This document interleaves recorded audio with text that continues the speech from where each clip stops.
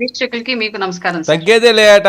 మీరు అరెస్ట్ చేస్తే 14 రోజులు రిమాండ్‌లో ఉంటారట. తర్వాత బెయిల్ మీద వచ్చేస్తారట. రోజా గారు కూడా మళ్ళీ ఫైర్ అవుతున్నారు. వార్నింగ్‌లు ఇస్తున్నారు. ఎన్ని కేసులు పెట్టుకుంటే పెట్టుకోండి, డోంట్ కేర్ అని.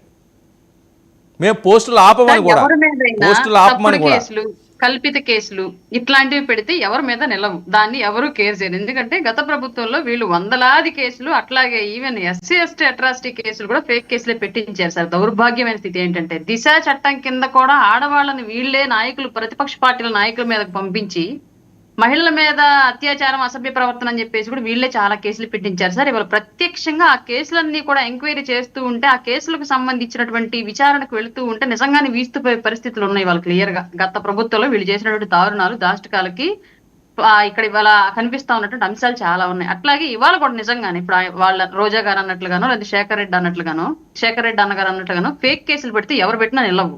ఇవాళ కాకపోతే రేపు, రేపు కాకపోతే ఎల్లుండి, కింది జిల్లా కోర్టు కాకపోతే హైకోర్టు, హైకోర్టు కాకపోతే సుప్రీంకోర్టు, ఖచ్చితంగా అవి కొట్టేయబడే నిర్దోషులుగా బయటకు వచ్చాయి. కానీ ఇక్కడ ఏం జరుగుతుందంటే సార్, కేసులు పెట్టుకోండి అని చెప్పేసి వితండ పోకడతోటి క్రైమ్ ని యథావిధిగా అలాగే చేస్తూ ఉంటే గనక ఇవాళ మిమ్మల్ని క్రైమ్ లోకి దించిన వాడు ఎవడు రేపొద్దున మీతో పాటు శిక్ష అనుభవించడు సార్.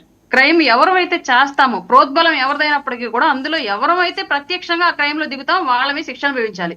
ఇవాళ ఒక కేసు, అది ఏ సెక్షన్ అయినా సరే, చిన్నది ఒక చిన్న కేసు ఎఫ్ఐఆర్ నమోదైనప్పటికీ ఆ ఎఫ్ఐఆర్ ఆ పర్సన్ పేరు మీద ఉంటే గవర్నమెంట్ జాబ్ కి ఎన్ఓసి కష్టం, విదేశాలకు వెళ్ళడానికి ఎన్ఓసి కష్టము, అలాగే ఒక 10 లక్షలు లోన్ దాటితే ఎన్ఓసి కష్టం. అన్ని రకాలుగా కూడా మనం ఏ విధంగా ఎదగకుండా ఉండగలిగేటువంటి సిచ్యువేషన్ ఒక కేసు మనకి క్రియేట్ చేస్తుంది. కాబట్టి మీరు ప్రభుత్వాన్ని విమర్శించండి, తప్పులేదు దానిలో. దాన్ని ఎవరం కాదనం. ఏ ప్రభుత్వాన్నైనా తప్పు జరుగుతుంటే విమర్శించే స్వేచ్ఛ మనకు రాజ్యాంగం కల్పించింది ప్రతి పౌరుడికి. అందులో భాగంగా మీకు ఇచ్చినటువంటి హక్కును మీరు వినియోగించుకోవచ్చు. దాన్ని అడ్డు పెట్టుకొని విపరీతమైనటువంటి వల్గర్ భాష మాట్లాడతాం, మార్ఫింగ్లు వేస్తాము, పోస్టులు ఎక్కడ గూగుల్లో తీసుకొచ్చి ఇక్కడ పెట్టేసి ఎవరి మొహాలకో, ఎవరి బట్టలో తీసుకెళ్ళి ఎవరి మొహాలకు తగిలించేసి ఇష్టారీతిగా మాట్లాడతామంటే దాన్ని ఎవరు సహించడానికి ఈరోజు సిద్ధంగా లేరు. గతంలో మీరు ఏది ఇచ్చారో ఇప్పుడు అదే తిరిగి వస్తుంది. ఈ విషయం మాత్రం గమనించుకోండి. రెండోది ఏంటంటే, మీరు పెట్టినట్టుగా మేము ఫేక్ కేసులు పెట్టక్కర్లా, తప్పుడు కేసులు కూడా బనాయించక్కర్లా. యథావిధిగా మీరు ఏది చేశారో దానికి ఈ చట్ట ప్రకారం శిక్ష మొదలు పెడితే మీ శిక్ష పూర్తవడానికి 5 ఏళ్ళు 10 ఏళ్ళు చాలదు. అట్లాంటి పరిస్థితుల్ని మీరు గతంలో మాకందరికి క్రియేట్ చేసి ఉన్నారు. దానికి బాధితులుగా ఉన్న వాళ్ళందరూ ఇవాళ చర్యలు తీసుకోవడం స్టార్ట్ చేస్తే సగం పోలీసు వ్యవస్థ, సగం న్యాయ వ్యవస్థ వీళ్ళు చేసినటువంటి మార్పింగ్లు, దౌర్భాగ్యాల మీద పనిచేసినా సరే 5 ఏళ్ళు సరిపోయినటువంటి పరిస్థితి, అంత దారుణమైన పరిస్థితి ఆంధ్ర రాష్ట్రంలో ఉంది.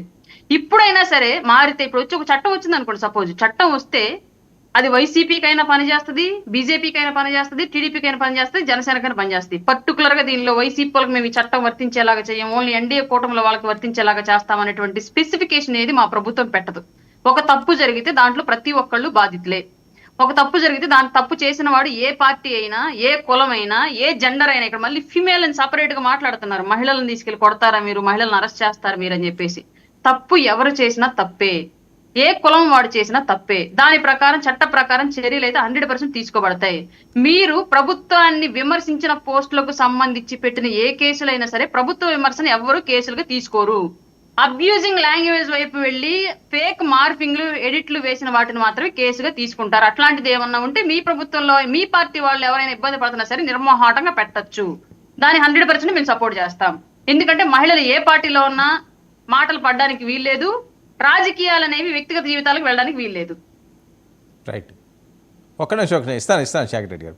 విజయ్ మాట్లాడిన తర్వాత మాట్లాడేది. కానీ Vijay sir, good evening sir. మీకు, ప్యానల్ సభ్యులకి, ప్రేక్షకులందరికీ కూడా